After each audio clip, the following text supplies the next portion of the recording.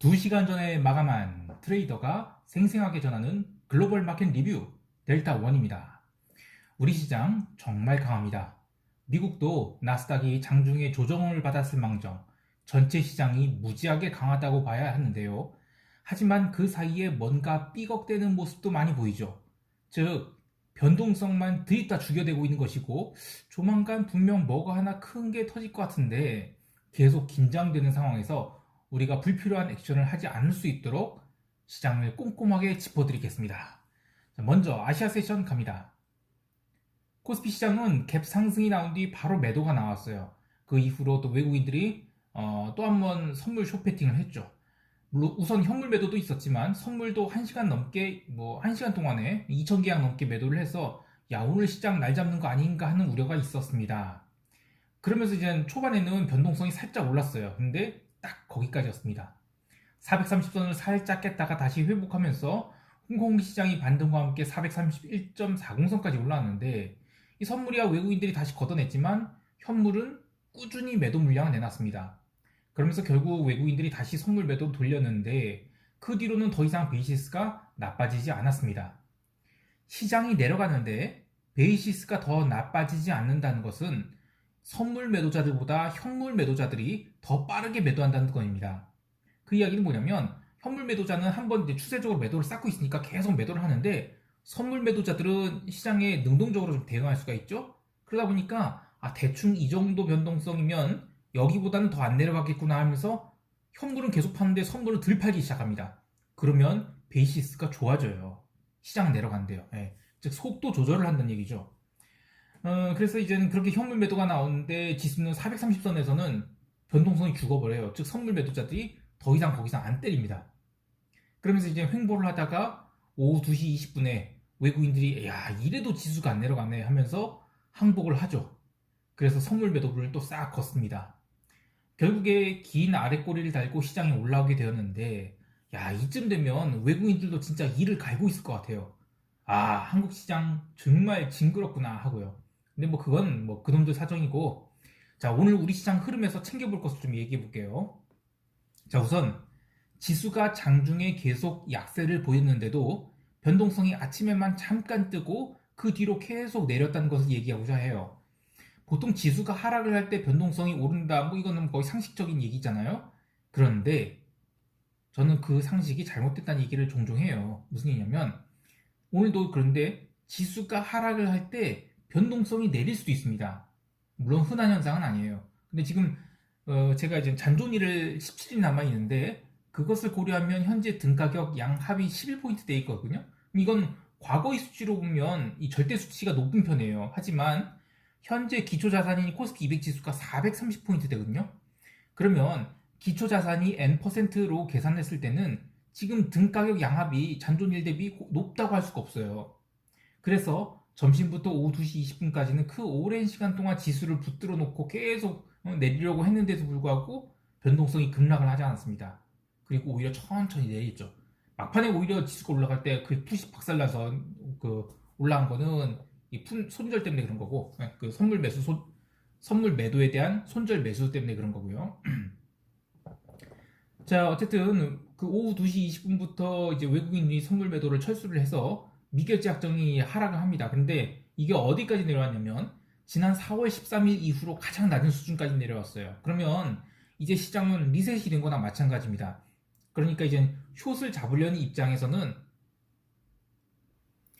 그동안에 쇼포를 쌓았다가 풀고 하는 이 소위 이제 정찰병들을 보내는 것들이 미결제 약정이 다 빠졌다는 얘기는 다 포기 이러는 겁니다.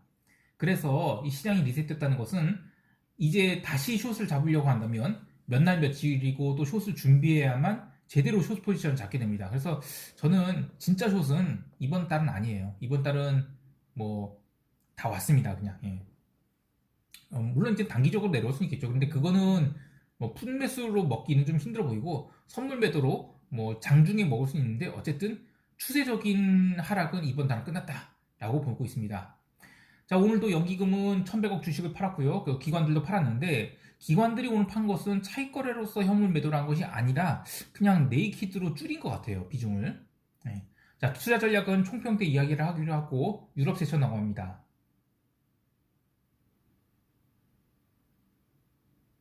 유럽은 독일 중심으로 초반에 지수가 살짝 밀리긴 했어요. 근데 뭐 0.68% 밀렸는데 이거는 밀린 축에 속하지도 않습니다.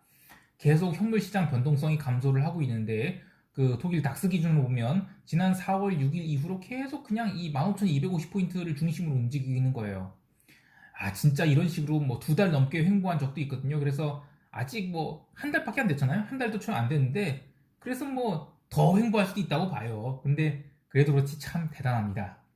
자, 그런데 증시는 그렇지만 통화 시장에서는 유로만큼은 이제 강력한 리스크 온 흐름이 났어요. 근데 이게 리스크 온이라고 해석할 수 없는 이유가 있거든요.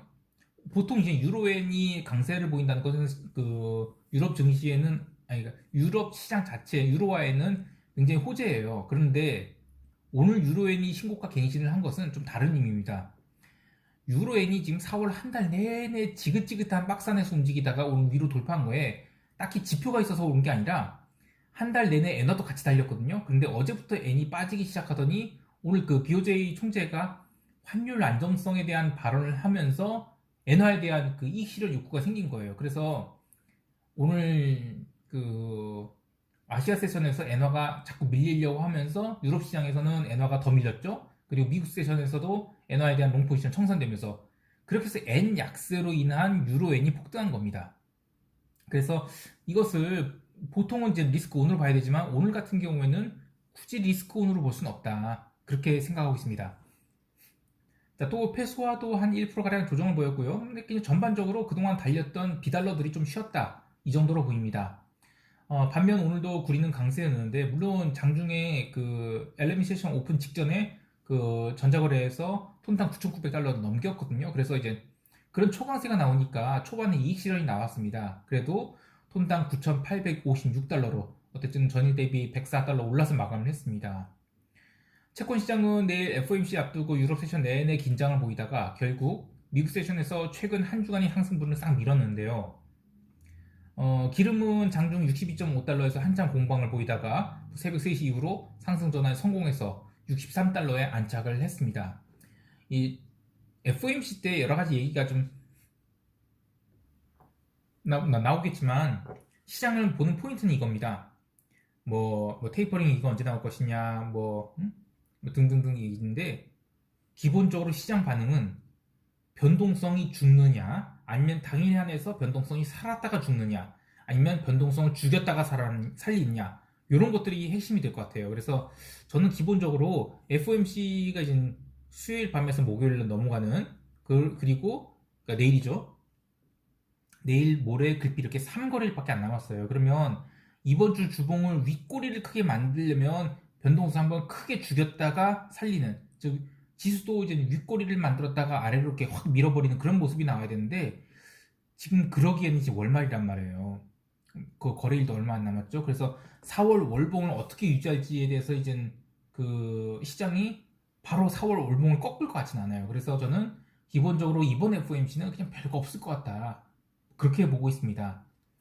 물론 이제 그 실제로 뚜껑 열어봐야 알겠지만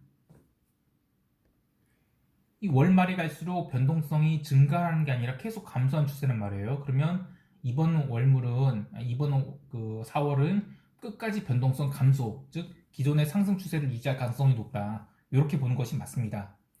자, 어쨌든 시장이 월말 향해 가니까 변동성도 죽고 이제 의미 있는 방향성이 아직 안 나고 있죠. 그래서 며칠 남은 거래일을 이거 무리하지 마시고 5월을 기대하는 것이 좋겠습니다.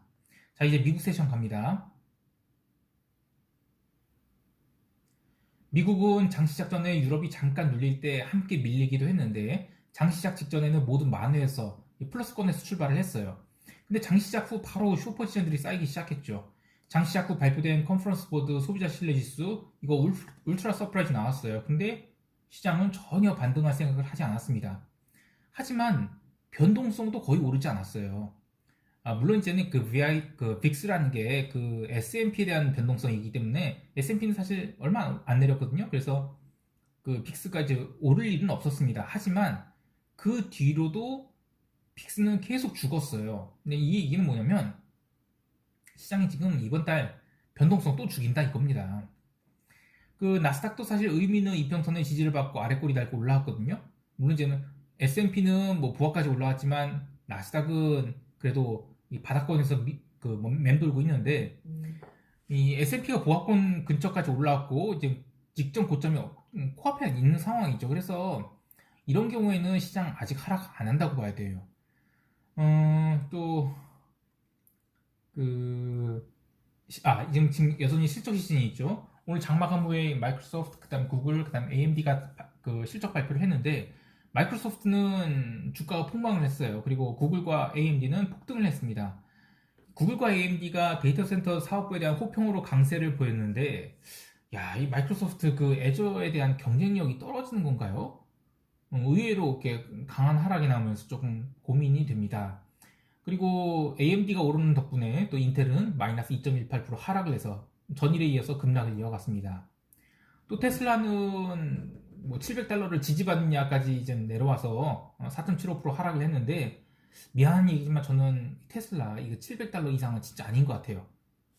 어쨌든 시장이 이렇게 소리 없이 쌍봉을 만들어가는 것 같은데, 그래도 쌍봉이 완성되려면 이번 주는 좀 지나가야 된다, 이렇게 얘기를 합니다. 그 외에 금융주가 대부분 오늘 올랐죠. 4월 마감을 저는 고가권에서 마감하려는 시도인 것 같아요. 미국 세션은 좀 얘기까지 하고 시장 총평과 대응 전략 이야기하겠습니다.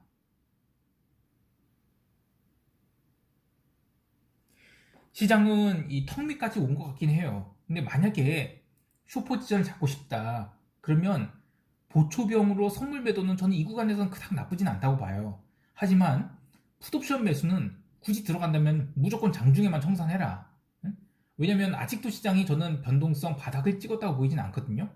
오늘 그 5월물 변동성 선물이 이제 19.850까지 내려왔는데, 변동성이 하루 한 1.5%씩 감소한다고 해도 일주일의 변동성 선물 자체가 2포인트를 내려가기가 쉽지가 않아요. 그래서 가장 이상적인 시나리오는 저는 이번 주나 다음 주 초에 그 나스닥이나 S&P가 신고가를 한 번 더 갱신하고, 거기서 이제 강하게 갱신하는 게 아니라 약한 상승으로 이제 갱신한 다음에 그 다음부터 이제 힘이 빠지면서 밀리는 거, 요러면 이제 그때부터는 단기간 조정이 있을 수 있어 보여요. 그래서 조정이 나온다면 저는